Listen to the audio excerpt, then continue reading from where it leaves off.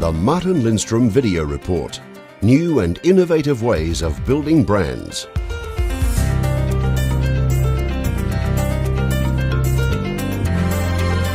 Almost every industry in the world is facing a major crisis right now. Just take the airline industry. If you take United, they recently slashed 950 of the pilots. American Airlines and Delta is grounding hundreds, if not thousands, of planes. All of it because they're facing the oil crisis at the moment. But then it's interesting to see that as this crisis is going on in the United States, exactly the opposite is taking place in Asia. It's not because people in Asia are not affected by the crisis, because they certainly are.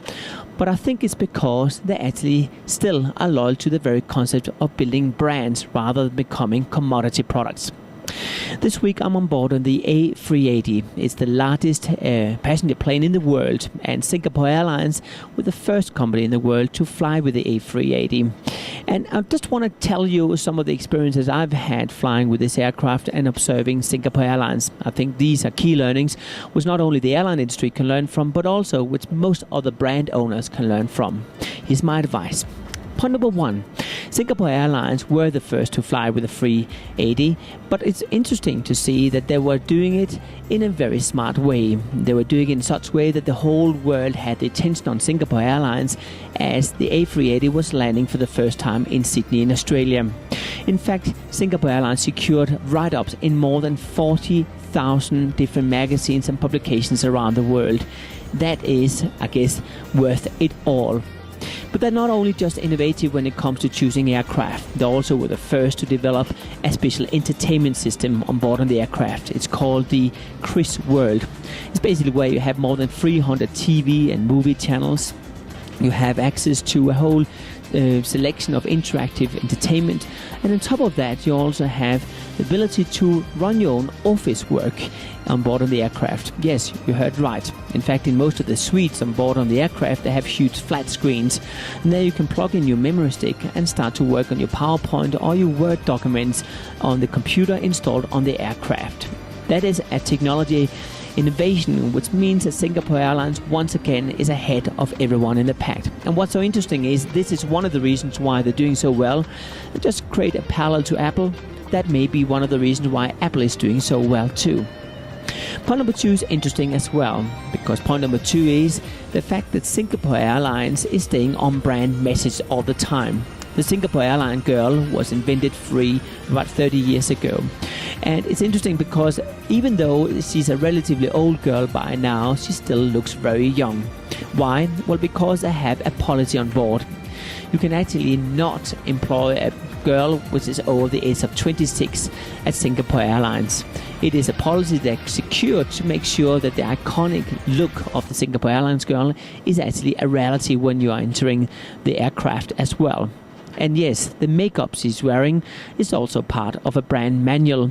They actually have a special grooming manual which are making sure they're putting on the makeup the right way and that the colors they're using are matching to the brand palette.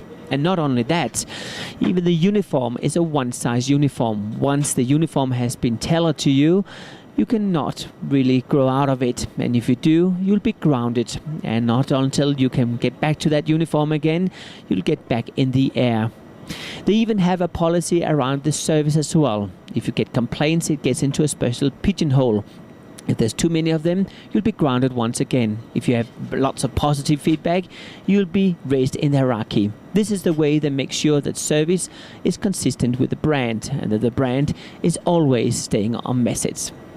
Point number three is also a fascinating point.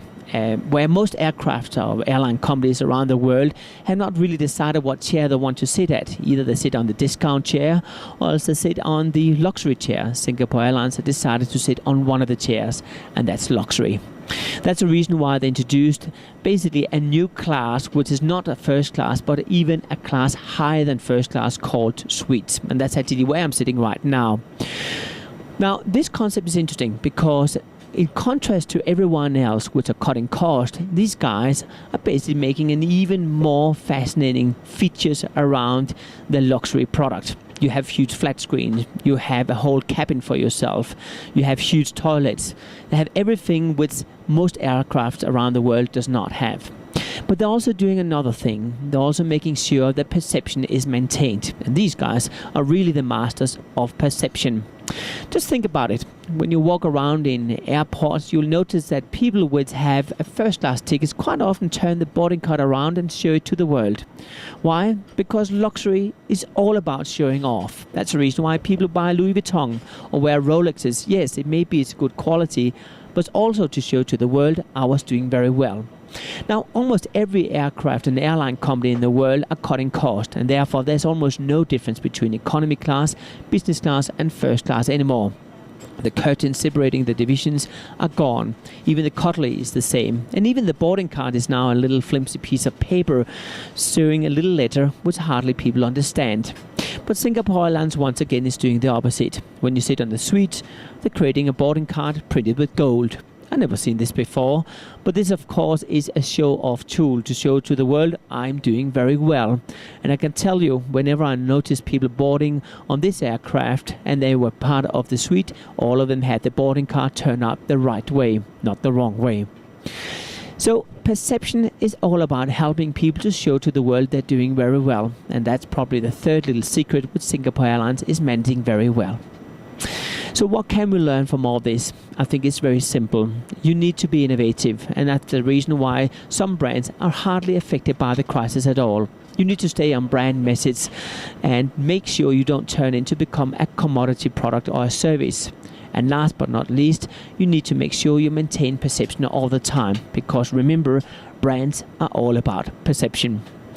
I'm right now above Amsterdam, I can see, so I'm going to land very soon. But see you next week, where I'm going to tell you more about new and innovative ways of building brands. See you then. The Martin Lindstrom Video Report. New and innovative ways of building brands.